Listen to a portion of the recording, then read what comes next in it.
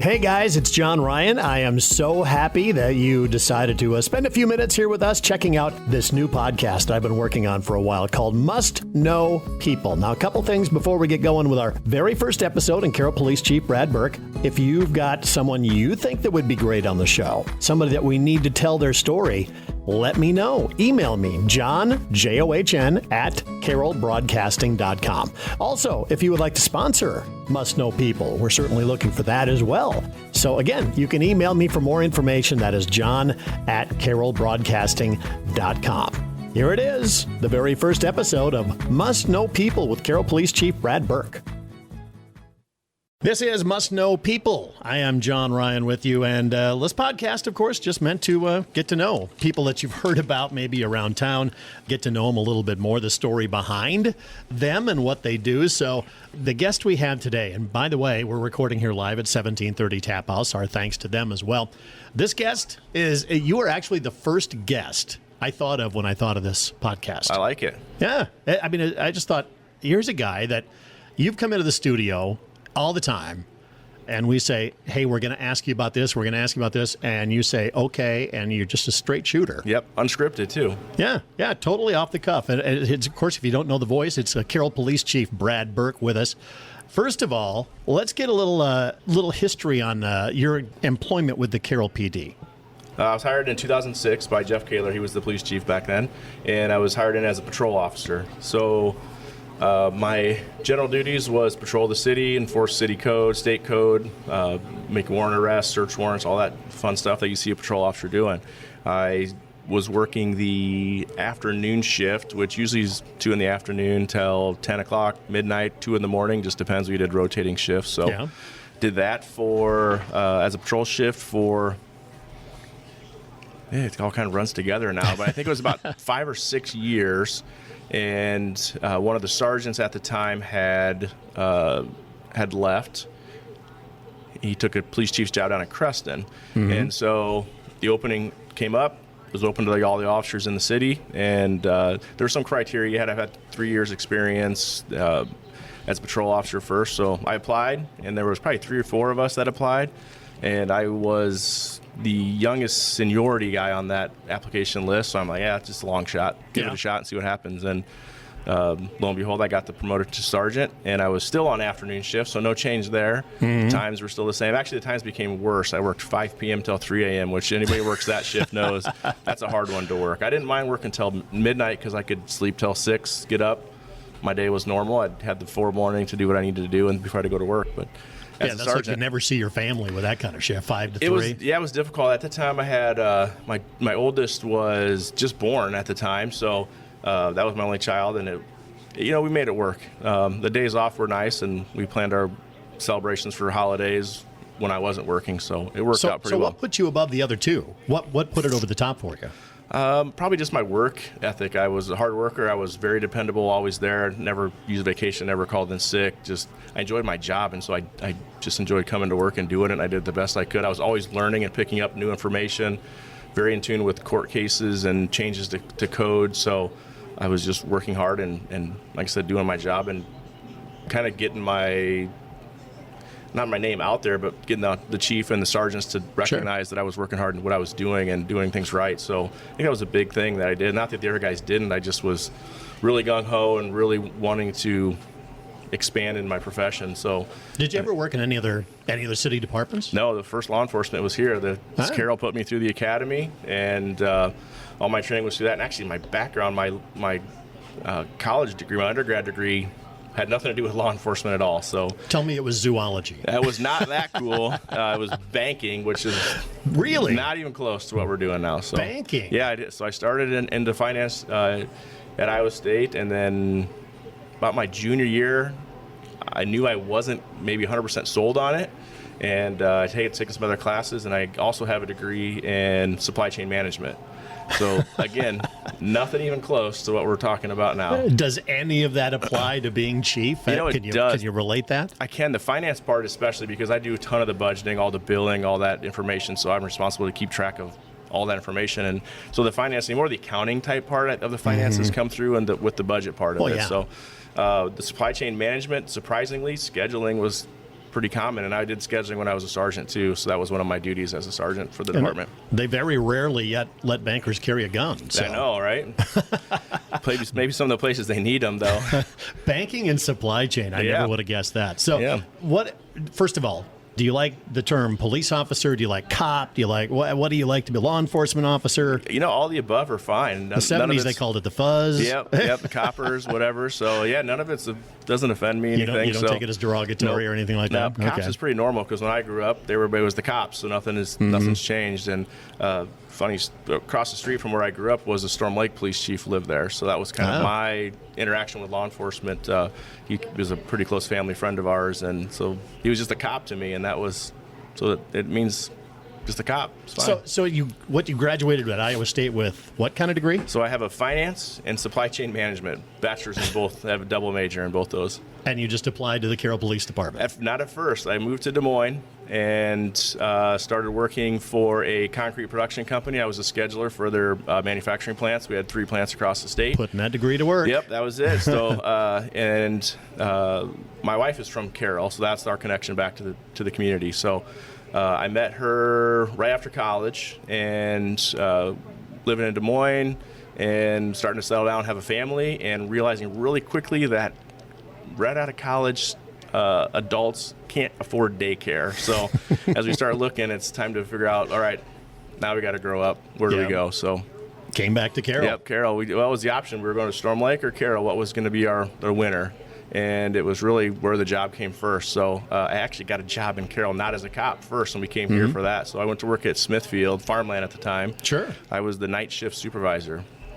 Wow. It's supply chain management right there. So. I have learned so much about you in the first 5 minutes. Yeah.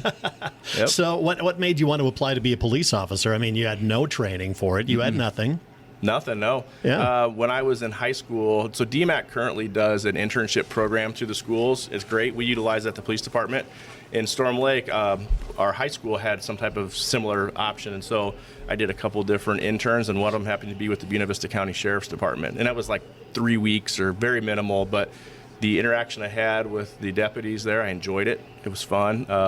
They were working a pretty decent-sized arson-type case at the time, and so I got a lot of not hands-on, but a lot of in-the-office connection to the reports and all that stuff, and it just really intrigued me, and I was interested. And I put it in the back of my mind that, maybe someday it's something I'm interested in.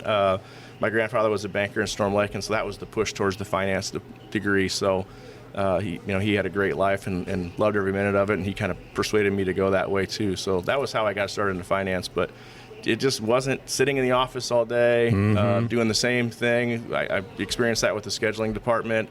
I was doing the same thing every day, 40 hours plus a week. And it was a drag and kind of got boring. Corporate death. It was, not my favorite. It wasn't for me. For some people, it works great. So you grew up in Storm Lake? Yes. Okay. Yep. Is there any family history with law enforcement? Because a lot of families say, "Oh, my dad was a cop," or my grandfather. Nothing. No cops at all. Wow. Yeah.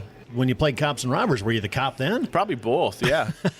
When we grew up, we were like any '80s child that we were outside all day long every day, and we didn't come home until probably 10 o'clock, whenever the lights, street lights came on is when you come home. So, we ran around and did our own thing, and we probably played a lot of cops and robbers, and we spent a lot of time in the lake without our parents' knowledge because my mom was scared of us drowning, and we did it anyway. Yeah, my whole theory, I thought going into this, oh, you probably always wanted to be a cop. You watched, Adam 12, and I'm going to date myself with that reference, or you watched something on TV that just fascinated you and you wanted to be this your whole life. You didn't know it until you moved to Carroll, right? Yeah. And they put an ad in the paper. That's how I found it. Yep. Yeah. Destiny. It worked out well, and here I am. My plan is to retire from Carroll. So, as far as the chief part, when did you get that? I got so in April of 2015. Chief Kaler retired at that time. I was finishing up my master's degree. Actually, I knew he was going to retire a little bit earlier because we had talked about it maybe around December of 14. And I said, just wait a little bit. I'll be done with my master's degree in the spring. Give me a better shot at getting the position with the enhanced degree. So I don't know if he did wait or not, but maybe he did. I like to say he did. So he waited till April before he turned his resignation in. And so I applied then and went through the process. And I think I interviewed I remember it was a long Saturday we interviewed, and there was probably 4 or 5 of us that came and interviewed for their finalists. It was kind of scary to sit in front of the council in that capacity and going through the interview. So yeah, July 6th, 2015 is my technical promotion day. And you were what age? Ooh, let's see.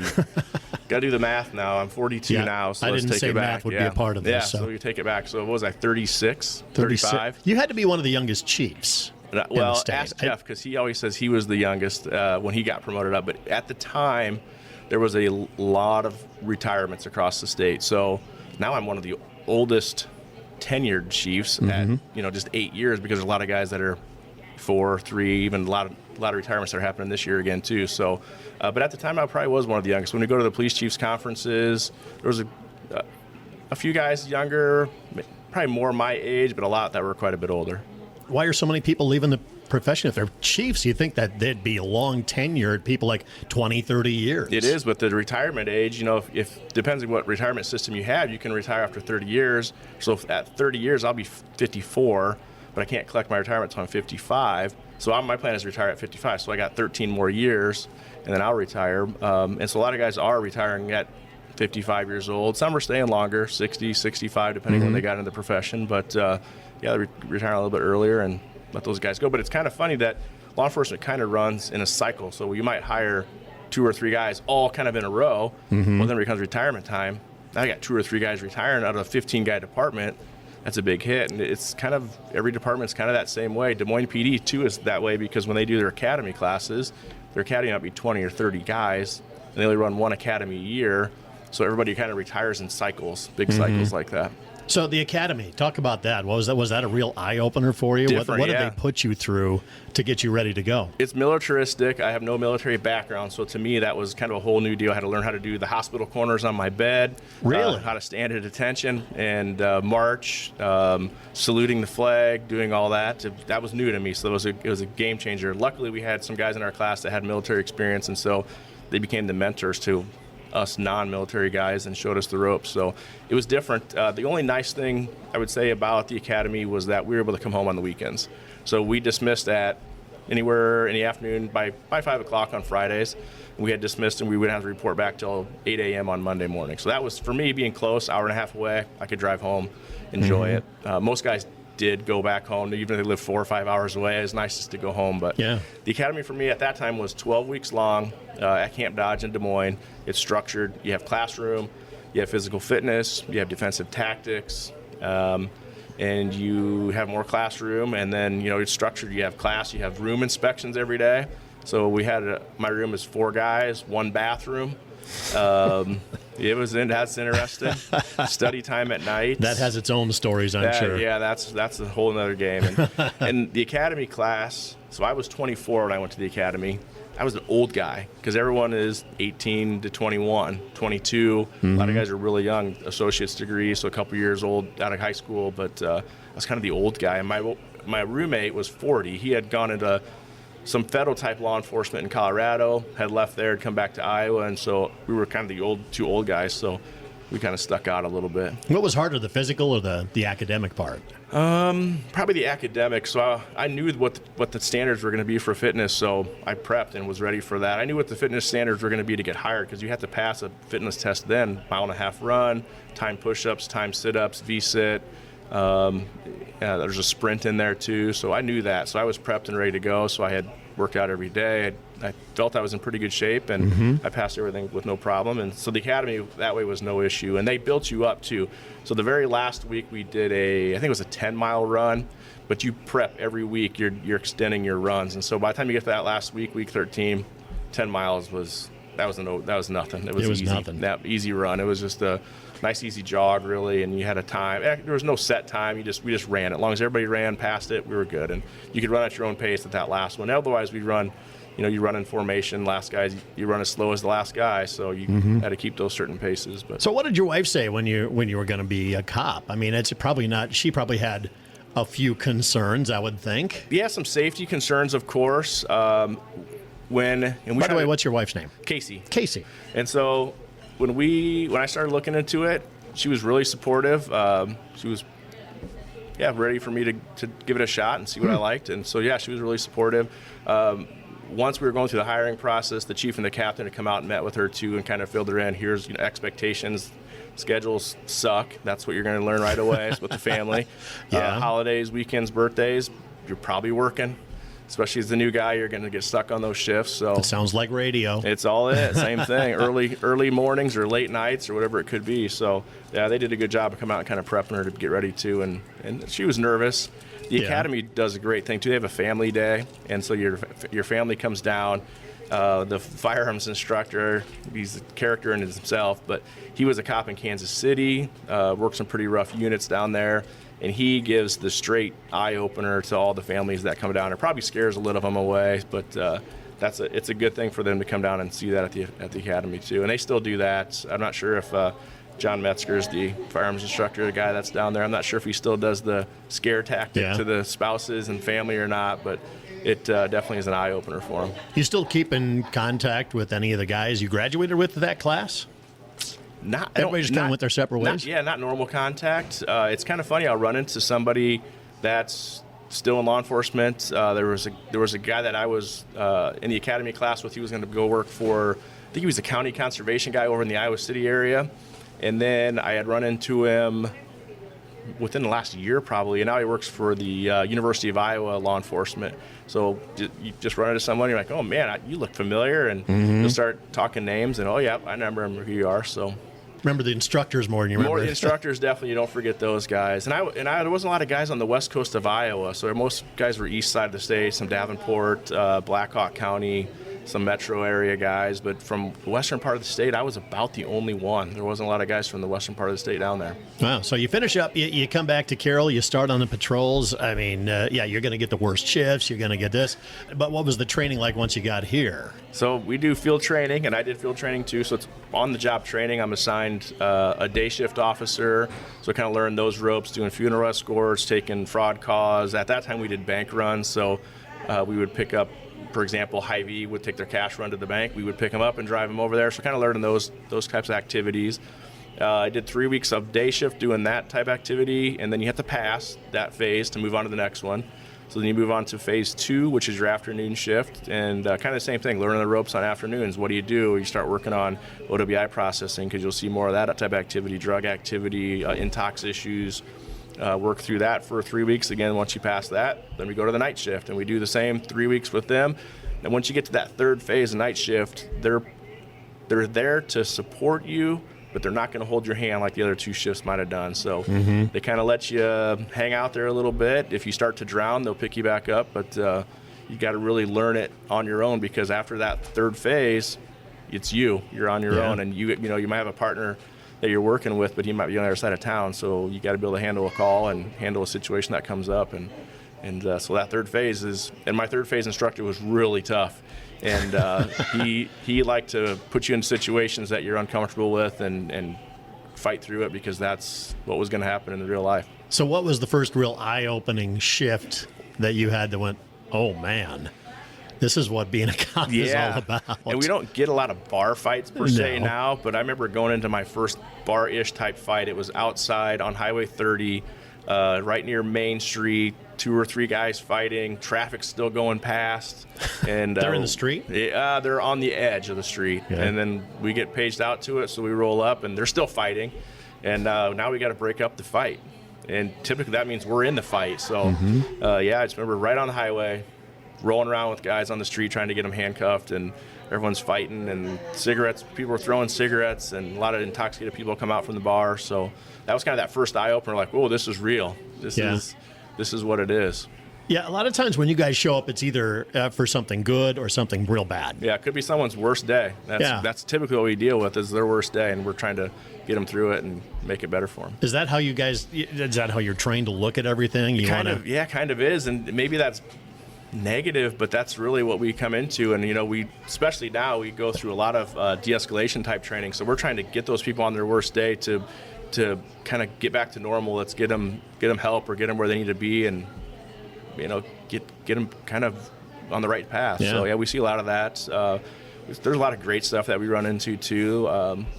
It just depends on the day. You never know what you might do. So tell me about your equipment. You coming in with a huge equipment belt, and you got the radio and everything else. That's a lot of stuff for a guy to carry. That's got to be physically draining. It's a lot. We just had our we do annual blood draw tests and whatever fitness type stuff. So I weighed myself because I had done my fitness test for work, which we do quarterly fitness tests at the department. So we still run 1.5 miles and do all that entry level stuff. Now, as an old guy, we still do it. Mm-hmm. But don't call yourself old, by the way. But I had weighed myself Wednesday, and then Thursday, whatever it was, we had our blood draws at work. Well, I'm in full uniform, so let's step on the scale and see what the difference is. And it was 26 pounds of gear that I had on. Man, that is a lot. I mean, doesn't that cause issues? It can, yeah. And I still wear a belt. So if you see our patrol guys, they'll wear most of their equipment on their vest, so on their chest, and it's supposed to help with hip pain, although I think it could lead to back pain because you're just a lot of extra weight up top, and especially on front. But I still wear a belt with all my stuff, so it can lead to some hip issues, some back issues. You know what you're working with, and so you adjust your belt to make it work. You try to keep everything even, heavy stuff on each side, so not dragging on one part or the other, and especially sitting in a car all day, you'll learn real quick. I remember the first day I came to work, I had no idea how to put a belt together, but put your belt together, here's all your equipment. So everything, you think, put it on the back. I don't want it on the front. So I put it in the back, and he goes, okay, go sit in the car. Yeah. Oh, find out real quick. That's not a good place for it, especially in the car for 8 hours a day. It's a bad place to do that. So you learn quick how to adjust it and make it work, and you get pains and aches and stuff, and you just take care of your body, and you should be good. And a lot of we do fitness testing 4 times a year. When I first started, probably 20% of the department passed the fitness test. 20%? Passed, yeah. Yeah. Now I would say 20% don't pass the fitness testing. So a big change, and I think guys are just cognizant on it can be a long career and it's dragging on you, so stay healthy. And I do myself too. I don't ever want to fail a fitness test, and so, as the leader of the department, I want to show that to the guys too. Look, I'm keeping myself up and ready to make these tests, so you do it too, and we can all. Plus, you get an incentive. We get the guys up to 8 hours of comp time if they pass every day, or every quarter that we do it. So you little incentive there. Almost get a full another week off of work if you pass. So great, yeah. A couple of years ago, I think I stopped down at the department, and there was like 2 or 3 officer center. Man, they were all just big and ripped, and and we have some really tall guys too. Yeah. Now. Like McCarty's 6'5", Tony Amdor's probably 6'6", me 5'9", just really storming above everybody. So. Well, you got that Chiefs thing going, so you got that. So how does the department run? I mean, give me your day to day. What are you doing day to day? You're not out in patrol car. Not much. I try anymore. to get out a little bit. Do you ever pick up your kids in your patrol car? They don't like it, so no, I don't. Rolling up to the school. No, they're old. They're at age now where that's embarrassing. So when they were younger, they were all for it, but nope, not so much anymore. So they want me to stay away if I can. So what's it? I mean, give me an average day. What's it like for you? So a normal day for me is, I roll into work 8 o'clock, and then I'm always checking activity logs. So the night before, the day before, checking activity logs, checking on any arrests, citations, warnings, what kind of traffic was going on the day before. Everything's got to go to the court because we got to get stuff over there for if there's magistrate court. For someone in jail, they got to see a magistrate within 24 hours. So making sure all that information's over there. My administrative assistant does most of that stuff too, and I'm just kind of overseeing and making sure stuff gets over there.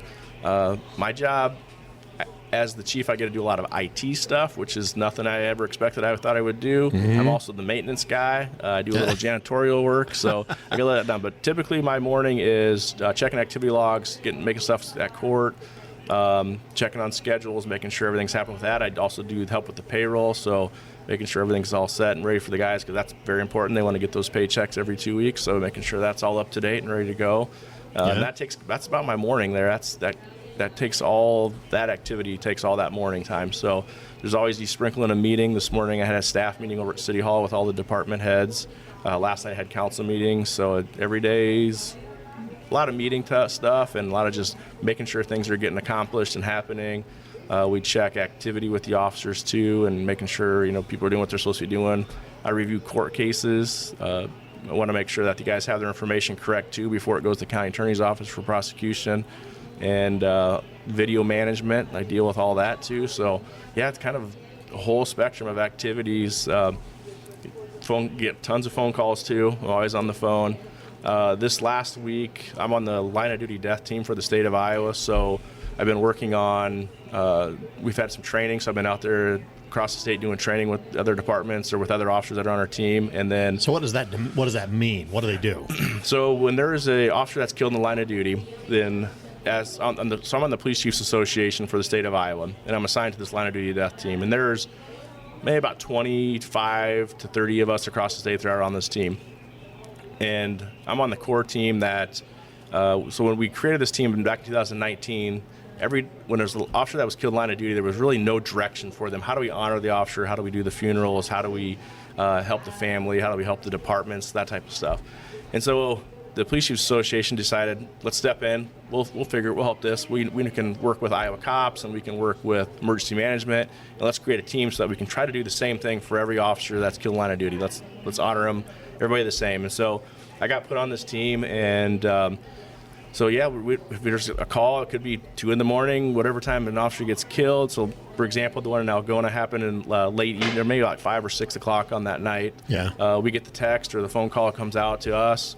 We reach out to the department. Hey, what can we help you with? We're not here to do any investigation. That's not our job. We just want to help you honor the officer, honor the department, and support the family. So we come up and we help them with funeral planning and officers' body transportation, because they got to go to the state medical's office and then come back and then work on the funerals. And if you've ever been to a law enforcement funeral, they're absolutely massive. You might get 1,000 cops that show up from all across the country. Now, how do you manage all 1,000 cops, especially in a town like Algona, for example? How do you manage 1,000 cops coming into your town? Yeah. We're probably going to have to feed them somehow, because the funerals are going to be all day long. We're going to do a procession with 1,000+ patrol cars, fire trucks, emergency management vehicles. And so we help with that. We help with all of the operations and the planning. And there's that logistics thing coming back into play for you. Yeah. State Patrol and the DOT, they know that playbook pretty well, so they run that really well for us. And now you said that you could get a call 2 o'clock in the morning, things like that. How many hours do you think you put in a week, and are you ever really off duty as a police chief? Depends on what's going on, but no, I have my work cell phone with me all the time, and sometimes it never rings, and other times it doesn't ever stop ringing. So it just depends on what the week's like. So yeah, so yesterday, at City Council, got over about 7:30, I think. So went home and had a track meet. I didn't get a phone call all night, so that's good. I got up this morning, got to work, and just kind of got into normal. But other times it might be a call, and it could be 11 o'clock at night, 1 a.m, and I expected to answer it, so that if people have questions, that's why they're calling me. So, and usually it means I'm going to get my uniform on and go out and help out with whatever's going on. Average 40, 50, could you put a number on it? 60? Yeah, I probably could, and I never really thought about it. So I always get 40, because I try to be in the office 8 to 5 Monday through Friday, able to take calls and answer emails and whatever it could be. So, but yeah, sometimes I work a late night, or I'll have an early morning call out, and those ones where we get the early morning call outs, it's usually 36 hours up and working, and then maybe go home and take a nap quick, and then come back, because I still got other stuff I got to accomplish too. So it depends on the week, but yeah, the rest of the job doesn't stop just because you got something going on. Yep, still everything's going on. The city still expects us to be out there to patrol them and keep them safe, and if there's something that's happening that makes us have a call out, we still got the other things that we got to accomplish too. So how do you balance your family life with your work life? The work can be all-consuming, and you've got to have a family that totally understands that. They do. I think so all my kids are grown up with it now at this point. So the biggest thing, though, is when I go home, I try to shut it down. So I don't go home and talk about work. I don't discuss work. I try to really just be done with it. I might think about something here and there that's coming up, but I try to go home. Okay, let's disconnect from work now. We're going to go to a track meet, or my kids are really involved with a lot of activities. So it seems like when my job is done at the end of the day, it's packing up a car and driving to somewhere within our conference for some type of activity, and being there all night anyway. So it's easy to kind of disconnect when the day is over.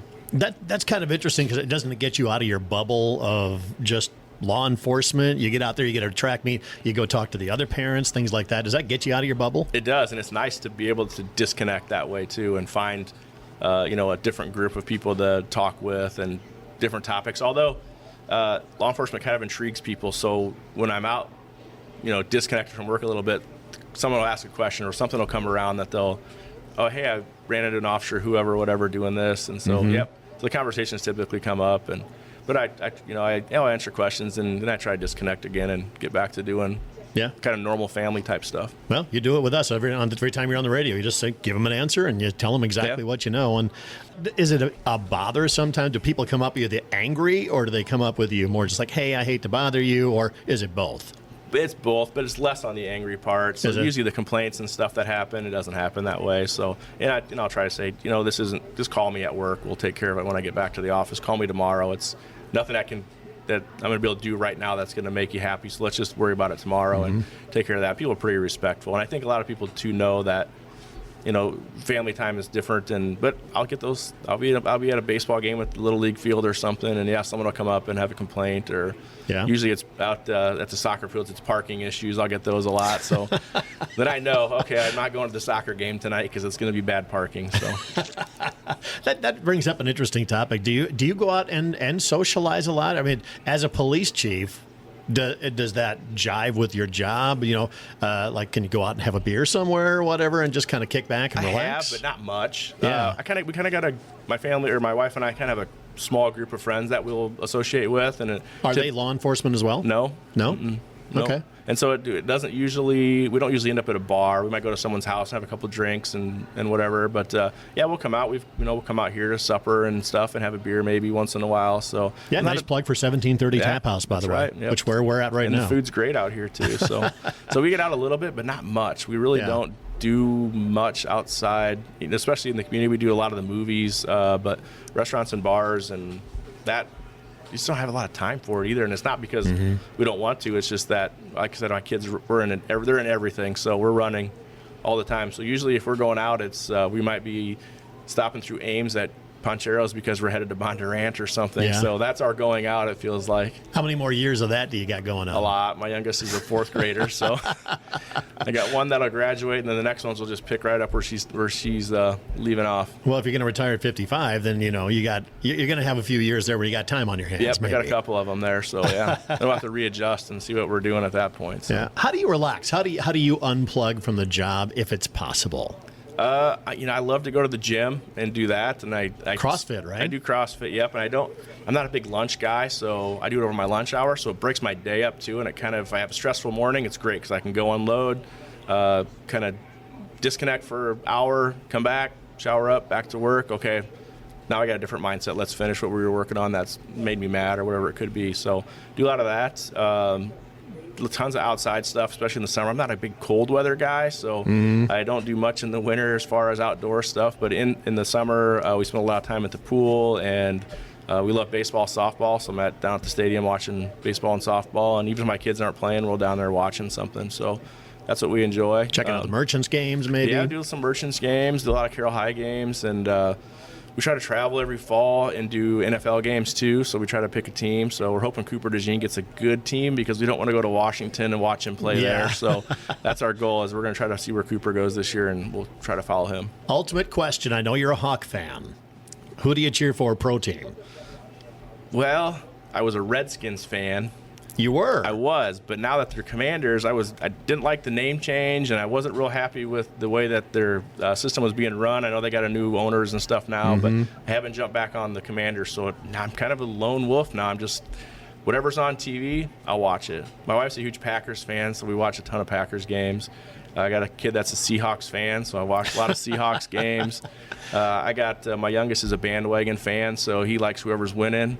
So I watched, unfortunately, some Chiefs game. Not a huge fan of the Chiefs. But, you just made a lot of people mad. I know. Right there. We went to Arrowhead maybe about 4 or 5 years ago to a Seahawks game, and it was November. And Arrowhead in November can be brutal. It was the coldest game I think I've ever been to, and I told my wife we're never going back to Arrowhead unless it's early in the season, because it was 14 degrees when we walked in, and it was 16 degrees when we left. Same thing. I went to a Chiefs-Steelers game down there, and I'm not a Chiefs fan. I'm not a Steelers fan, but we were going with friends, and we sat up nosebleed sections. It was cold, and the wind just beat us down the whole game, and it was miserable. Yeah, I couldn't wait for the game to end. That was the same boat I was in. I remember the best part of the whole game was when the players came out of the tunnel, they lit the fire that flies in the air, and the whole stadium warmed up 20 degrees. So for that 2 seconds that happened, that was the best part of the game. That's funny. I couldn't wait for it to get over either. So you got like the United Nations of teams going to your house. Yeah, Oh yeah, we see all of them. So like, we love football, and so we did a lot of that. We watched a ton of wrestling this year too. Watched the Hawks and Cyclones, and watched a ton of wrestling. You're not a basketball fan, like Caitlin Clark and all that? I watched my first basketball game of the year was probably Iowa State in the Sweet 16 against Stanford. Yeah, so I just don't watch. We didn't have a lot of time, but I just didn't watch much basketball this year. I watched a little bit of Caitlin Clark, of course, at the end. I watched Final Four, and I didn't watch the championship game. It was on in the background. I was working outdoors, and so it was on. So when I come inside, I'd see a little bit and check the score. But I didn't watch a whole lot of basketball this year. Probably sitting around for 2 hours is probably just doing one thing is probably an abnormality. Yeah, I would like to. Yeah, I like to sit down and do that. But basketball, I just. I watched a little bit as my kids were kind of into it, but as they've gotten older, they're into wrestling now too. So it's kind of just has lost its interest to me. So I don't mind going. I love going to any live events too. So we've gone to Iowa State's basketball games quite a bit. I haven't been into Carver since I was like in middle school. So it's been a long time since I've been over there. Jack tries quite a bit, and Kinnick a lot. My nephew plays for Iowa, so we watch them quite a bit. Go to concerts? No, not many concerts. Don't you? No. Are you a music guy? Or are you? Yeah, but I'm all over the board. So give me an example. Okay, so give me your playlist. So I might rock some Jack Johnson. Yeah. And then the next day we're rocking some 90s rap.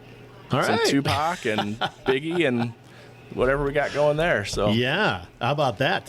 Some 90s rap coming out of Brad's car when he's driving around. Yeah. So, it's really cool to kind of just see behind that. When you meet a police officer, that's all you see is the police part of it. You don't see the person behind all that. And do you socialize a lot with your officers, or is that something because they always say the blue line, all officers protect each other and stuff. Is that true? Is that real? Yeah, it is, but there's a lot of socialization there too. We're a small enough department where the guys on your shift is usually who you become more friendly with, but you're working on your shift together. When your day's off, the other two of them are working. So we got 3 guys per shift plus a sergeant. So there's always 2 guys on duty, so there's only one of you off at a time. So there's not a lot of it's kind of weird that your days off don't quite coincide with everybody else's, but there is a lot of socialization that way too. And a lot of our guys will go hunting together, or they got a couple guys that are big barbecue guys, and so they hang out and do that. And so a little bit of socialization. Now, not as much as you kind of put that, like you talked about the thin blue line that. I think we're just small enough where we don't have that opportunity to all kind of get together like that a lot, but a little bit. I'm going to take you back. There's always been things in the past. What was maybe the worst time for law enforcement? Was when it was the meth situation going on, the opioids, or all the protests that came around after George Floyd. There's always some kind of phase that society is going through. So what was the worst for you guys? We're kind of shielded in western Iowa, so the protests didn't really reach out here. Of course, we had an issue at Walmart during that whole George Floyd activity where we were out there and they had to shut Walmart down because they had gotten threats, and so their corporate office had shut them down. But I think it was just kind of a hoaxy call that we didn't have. There was nothing substantial to support it. But so we really didn't get affected by that. But meth is definitely huge. When I first started, the meth labs that you used to see where people were making them had kind of gone away, and it was called the new stuff was called the Nazi meth, or a one-pot meth, and so you're making it in a pop bottle, so it was very mobile. So that was big when I first started, and we were seeing a ton of that, and it was brutal too, because the way it would affect someone in their family was just unreal. Nothing I'd ever experienced or even really thought about when I got into law enforcement, but it definitely affects people pretty terribly, actually, and can ruin their lives pretty quickly. So that was a big deal that I dealt with, and that kind of gone away.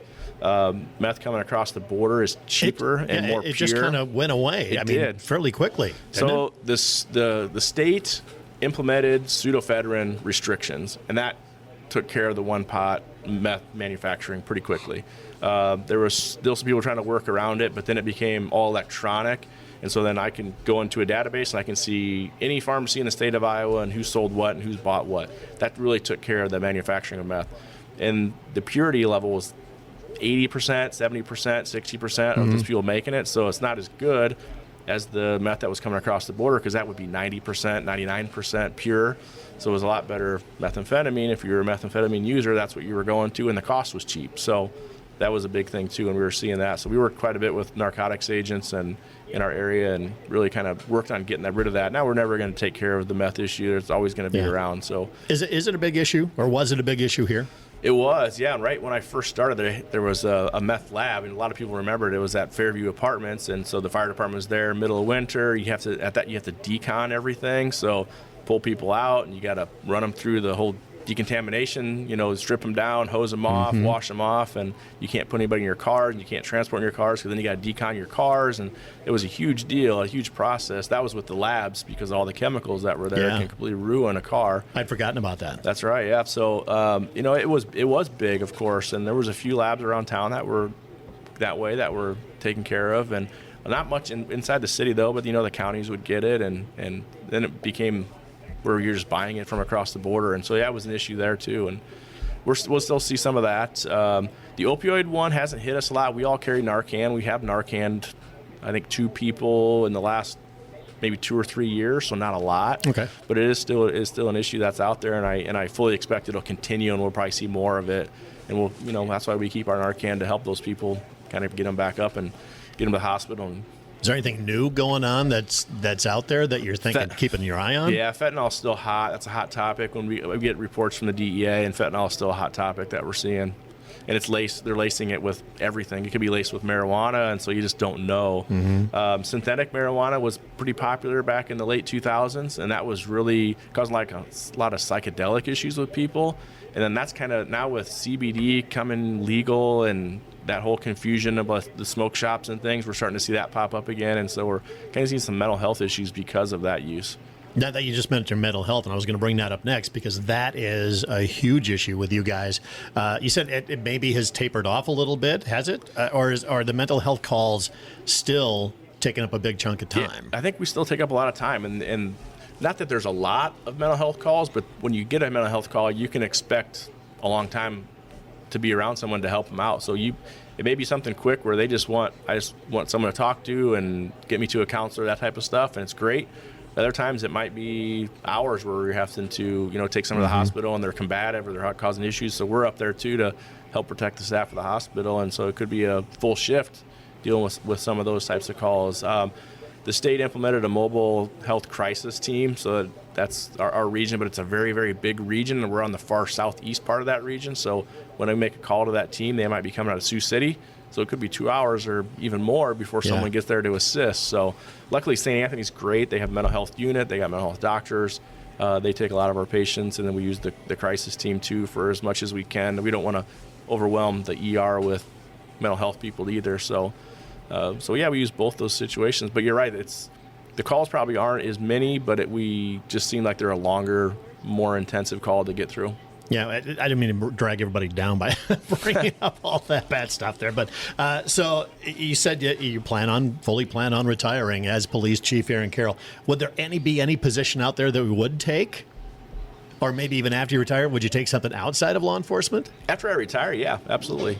Okay. I don't know what I would do yet. I don't know. Not banking or logistics, no, right? Probably not that one, no. No, probably something where, and I've heard other officers joke about this. When I retire, I'm going to get inside of a truck where no one talks to me and no one looks. I can just drive from one spot to the other and turn around and drive back, and I don't have to talk or deal with anybody. So I don't know if that's not my cup of tea or not, but I'll look at something when I retire. Or maybe not. I don't know. We'll see. All right. So last thing I got for you, I looked up your social media. It's pretty empty. No doubt. You're not a social media guy. What do you think of social media? It's pretty handy for you guys. It is, and we use it. We can identify someone that we don't know. And typically, if you see something that we post and we're looking for identification, it's a theft issue. That's usually what it is. It's Walmart, Hy-Vee, whatever it could be. We're getting a theft issue, and so we're pulling some surveillance. We can identify someone in about 15 minutes after we post them on there, and they could be as far away as Council Bluffs or Clear Lake or wherever, and we're still getting them identified within about 15 minutes. So it's crazy how fast social media works that route. It's funny. They say you can't outrun a radio. You definitely cannot outrun social media. And people love to jump on there and help us out. So those are great. We love the people. We keep them anonymous, and We just want identification. Then you tell us if you think this is who it is. We'll work the rest of the case, and we'll try to see if we can identify him through that. So our detectives, he's killing it with social media because 15 minutes. Yeah, we're getting it. It's people fast. Can't wait to spill it all out there. They love it. Yeah. They'll like I said, they'll call us or they'll send us a direct message or something, and it's quick. It's easy. You're not one of those people, though. Your last post was 2015. Oh, man. I even posted? I'm shocked. There was only 3 posts that I saw. I did send you a friend request, by the way. Okay. If it's on Facebook, I haven't looked at that for, Do you remember your password? Probably not. I'll probably have to reset it. So I know my picture is 2 hot dogs with mac and cheese on them, though. Yep. Yeah. Any significance to that? Well, it's one of my favorite foods. Oh, mac and cheese on hot dogs. Yeah. I've never seen that before. With a bun and ketchup and mustard on it, too. Ooh, you lost me a ketchup there. Yeah, it's good. Your cover photo's a bike. So do you bike much? It is a bike, isn't it? Yeah. That's the last post you had. It was 2015 was the bike. Man. Do you bike? I have one. I wouldn't say I'm a regular biker, but I do like to bike. I love getting on it. And my thing is, though, reg ride would kill me because I'm really, really competitive. So when we start on day one, I'm looking at you next to me, and I'm saying, I will beat you to the next town. And so I'm taking off, and I'm probably going to be in the next town as fast as I can get there. I'm going to go 20-plus miles an hour because I'm going to get there as fast as I can. Going to be the first one there. Yes. I'm not going to take all day. I'm not stopping and enjoying, lunch at some town in between because I'm racing everybody that just took off at the same time I did. You are a horrible RAGBRAI rider then. Yep, it's hard for me. You got to enjoy the things along the way. But so I like to get out. When I do get out, I love to get on the Sauk Trail, and I'll ride up towards Burrito, Lake City, whatever, or Lakeview. But I'm going as fast as I can until I'm tired.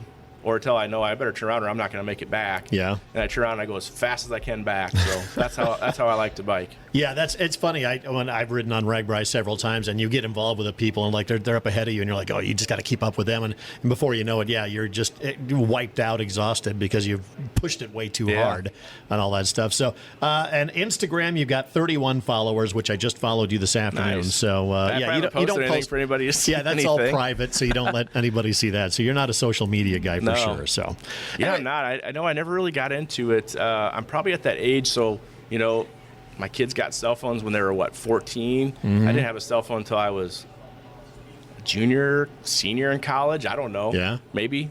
I don't remember. So I remember going to college, and my parents would give me phone cards to call home. I probably never used them. They probably still have them because I just never been. Not a big phone person, and so social media has.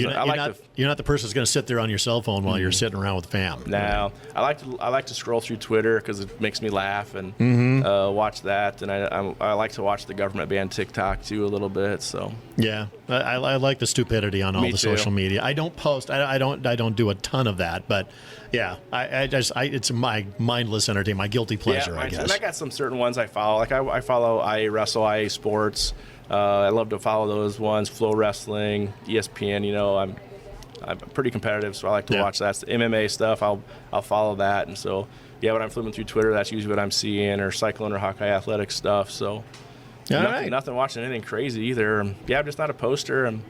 I don't like when people start to get on there and bicker and stuff. And I'm out. Yep. I got no interest in any of that. So. All right. Well, Brad, I tell you what, thanks so much for your time. We appreciate it, man. It was great talking to you. Like I said, you were the first guy I thought of, so you didn't disappoint. That's good. I'm glad. This was fun. I think it's a great deal. I love watching podcasts. I'm a huge Joe Rogan podcast and Sean Ryan. So if you're a Sean Ryan guy, he's different, but he's fun to watch. You ever watch Hot Ones? I haven't. No, not that one. Oh, that's on YouTube with Sean Evans. Okay. Guy's got some great questions. They have the wings of death. Yeah. So they have 10 hot wings, and they start off with the regular mild, like regular hot sauce, all the way up to the 2 million, whatever it is, and it's just flaming hot. And they see if these celebrities can keep answering questions. I like it. You should do that. I'm a Hot Wings fan, so I love that. Yeah, I could jump on that board. See, I could do the hottest of the hot wings. I don't do a ton of them. Nope, got to try it, though. You got to know what it's really like. I haven't done the one chip challenge, but I'm not a big chip fan, so that wouldn't be my thing. But I would do hot wings or I'm afraid of the one chip challenge. I've seen some bad posts with people on those ones. So there are some people in misery right there. Yeah, those one bite will about knock you out. So yeah. All right. Well, thanks, Brad, for your time. I appreciate it, man, and thanks for joining us. Yeah, absolutely, anytime. All right. Live from 1730 Tap House. I'm John Ryan, and this is Must Know People.